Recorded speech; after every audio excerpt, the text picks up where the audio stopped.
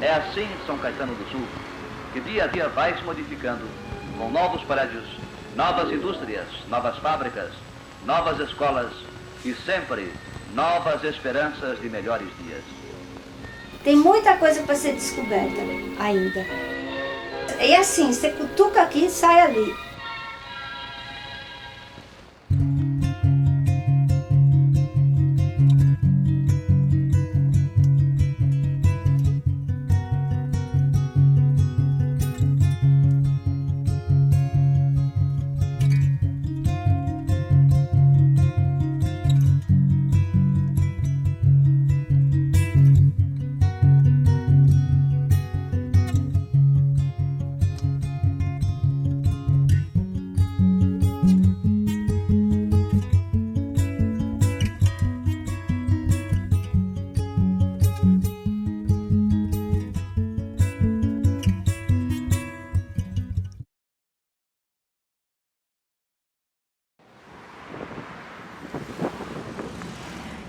Eu acho que São Caetano tem, sim, uma história sindical, só que ela não é a história oficial, né? Dentro da GEM, por muitos anos, você teve pessoas que resistiram mesmo sem ter o apoio do sindicato local, porque o sindicato local não é um sindicato, vamos dizer assim, muito combativo, dentro dos padrões cotistas e tudo mais. No período da ditadura, a GEM mandou um representante dela para fazer uma vistoria, né? Daqui nas fábricas do Brasil. Isso foi em 76, acho. E esse representante, que é um representante para a América Latina, ele fala que ele nunca viu uma empresa produzir tanto e tanto desalento entre os trabalhadores. E nessa época a oposição sindical já queria que a GEM negociasse a instalação de uma comissão de fábrica. E a GEM se negava. Então existe um movimento sindical na cidade, existiu e existe, só que ele não é o oficial. Eles tinham sempre um militar que estava associado às empresas, né? O Alcântara era o funcionário da GM e o Cirim era o contato dele dentro do poderio dos militares. Era pesadíssimo, né? Porque você tinha espiões dentro da fábrica. A fábrica passava os dados para os órgãos de repressão, passava a informação do teu endereço, se você era ligado a algum partido de esquerda, se você dentro da fábrica tinha alguma militância. Vem cá, vem ver. Opala, fizemos o carro. Você o fez líder. Seja feliz no Chevrolet. Veja o país no Chevrolet. Sempre uma vantagem a mais. Você tem casos, por exemplo, na própria GM, do Martinho, um rapaz que foi preso dentro da fábrica, porque ele era militante de um partido de resistência, de oposição à ditadura, começou a apanhar lá mesmo, já foi pro DOPS aqui, continuou apanhando. Então, você tem figuras que foram criadas no período da ditadura e que prosseguiram por muitos anos como fantasmas dentro da fábrica. Eles ouviam falar a palavra carioca, que seria um espião, né, do DOPS, e todo mundo já ficava quieto.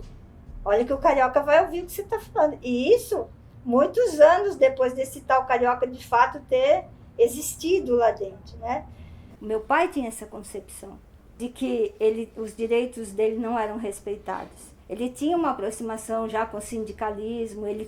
Eu me lembro que algumas vezes ele falava alto, né? Que ele falava como se estivesse falando com a minha mãe, mas para todo mundo ouvir, entendeu? Ele fazia aquele comício privado, né? E ela ficava puta da vida. Ela beliscava ele, fica quieto, Antônio, fica quieto, Antônio. Eu lembro disso, mas eu não sabia por que ele tinha que ficar quieto, entendeu? Eu achava que talvez era porque ele fosse chato, que na família ele era considerado chato, porque eu falava de sindicalismo, mas não era, ela tinha medo, né?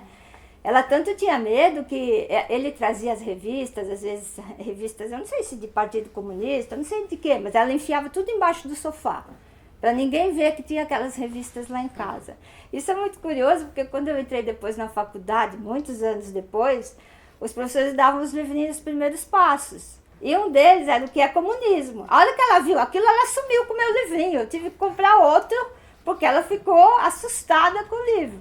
No período da ditadura, o movimento dos trabalhadores cresceu, não foi nem por conta de você se opor à ditadura. Foi por questões financeiras, questões de trabalho, questões de saúde. E tudo isso foi formando um caldo, né, das pessoas que também se opunham por questões políticas e tudo mais.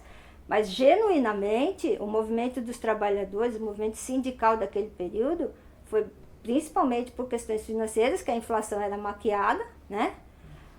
Falava que era X e era muito mais do que aquilo, e por questões trabalhistas. O que a ditadura fez com os trabalhadores dentro das empresas metalúrgicas, na questão de saúde e de trabalho, condições de trabalho, é criminoso, porque eles tinham que referendar o milagre econômico. E as empresas metalúrgicas eram o principal espelho deles, era a menina de ouro deles. Então as pessoas trabalhavam assim, alucinadamente, ganhavam pouco, sofriam acidentes de trabalho com muita frequência, um índice recordista de mortes durante a ditadura, e isso apagado também, silenciado, não existia. Então era muito pesado. Quando teve a greve da GM 84 e 85, uma das pessoas que eu entrevistei, uma menina, conta que porque o pai participou, eles chutavam o portão da casa dela, falavam que era baderneiro, que era desordeiro, que ia se dar mal. Na escola, falavam, o seu pai, olha o que ele está fazendo.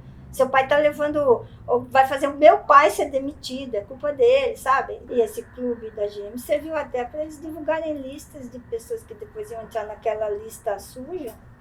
Eles demitiram as pessoas que participaram dos movimentos grevistas e ao invés de falar com a pessoa se está demitida, não, eles botaram a lista lá no clube, onde as famílias frequentavam. Que já era mesmo para a pessoa ver e falar, não sei quem participou da greve. Tem também o caso do seu Sebastião. Ele sofreu tanta humilhação, porque você entrava naquela lista, né, suja, as empresas se reuniam e faziam aquelas listas de renegados. Ele sofreu tanta humilhação, inclusive da família, porque o que as empresas faziam? Nesse caso, a GM lá de São José. Ela divulgava na mídia que eles eram terroristas, né, que eles eram pessoas perigosas, criminosas. E muitas vezes até a família entrava no jogo. Por que você não arruma emprego? Não sei por que eu não arrumo emprego. Porque você é vagabundo, porque você é baderneiro. Não, ele estava com o nome naquela lista, ele não ia arrumar emprego. Ele estava procurando. Ele falou que pensou em se suicidar. Né? Sei lá, ele nos contou essa história. E quem se suicidou de verdade? Não vai contar nunca, né? Então, você imagina, nesse período pesado da história do nosso país, que os acidentes de trabalho eram diários, eram comuns e ninguém estava nem aí, como era a cabeça do trabalhador. É lógico que o cara ia sair e ia procurar um escape, não é?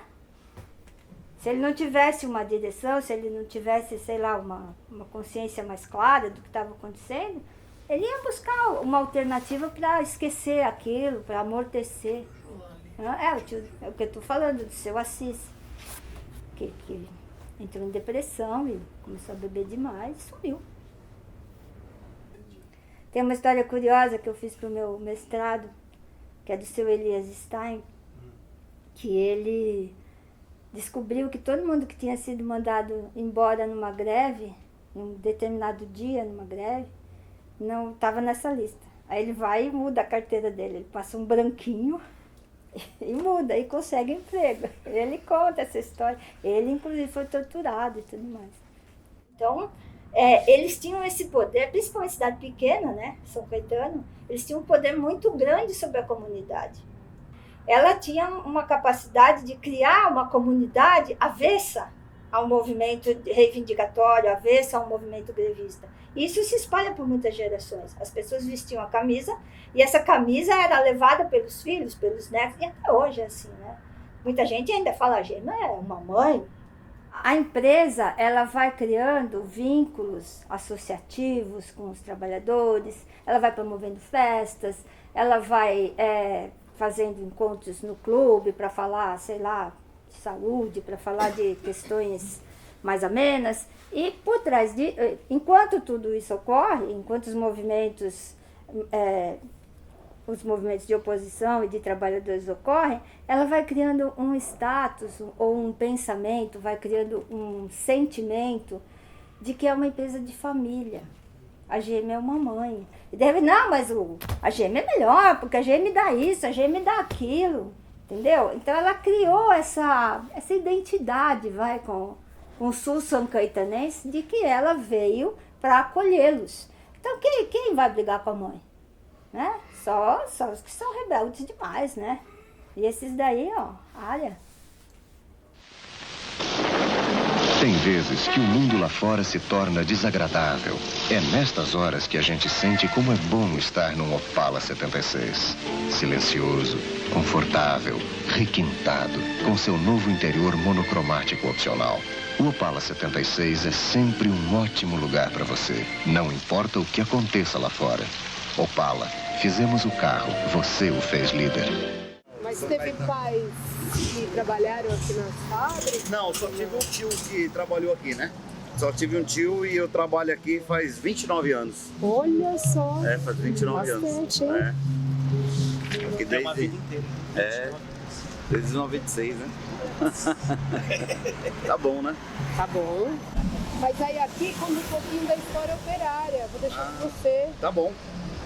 Nossa, Resistência obrigado. operária. Eu vou ler. Vou pegar meu ônibus agora. Oh, beleza. E obrigado, tá? Obrigada a você, Obrigado pela foi uma atenção. boa conversa. E tudo de bom, tá? Tudo de Eu bom pra também. vocês. Ih, tem história aqui em São Caetano. Tem noção. Opa! E hoje você já está num outro momento de sindicatos que discutem a questão da falta de oportunidades iguais para homens e mulheres e outros grupos LGBT e outras discussões, a questão dos assédios.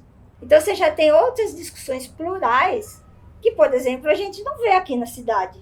A gente não vê na cidade nem do ponto de vista institucional.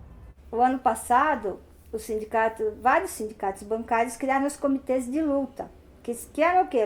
Umas tendinhas, onde você ia lá, levava um abaixo-assinado para pedir, sei lá, democracia, juros menores, várias questões nacionais, e as pessoas conversavam com os sindicalistas e assinavam um abaixo-assinado. Pois mais de uma vez, eles foram em todas as cidades do Grande ABC, várias vezes, nas 7 cidades. Mais de uma vez em São Caetano, eles montaram a banquinha ali na praça, em frente à matriz, taxista, comerciante, gente que não tem nada a ver. Sai daí. O que vocês estão fazendo aí? Vou chamar a polícia, hein? Isso é coisa de baderneiro. Meu, falta consciência de classe e acho que falta também espírito crítico, espírito solidário, né? De perceber que todos são trabalhadores, né? O cara, não é porque ele é taxista ou porque ele é comerciante que ele está acima de uma classe, não é? Ele faz parte de uma mesma sociedade. As pessoas acham que elas estão no topo das cidades do ABC ou até das cidades do país, né? No EDH.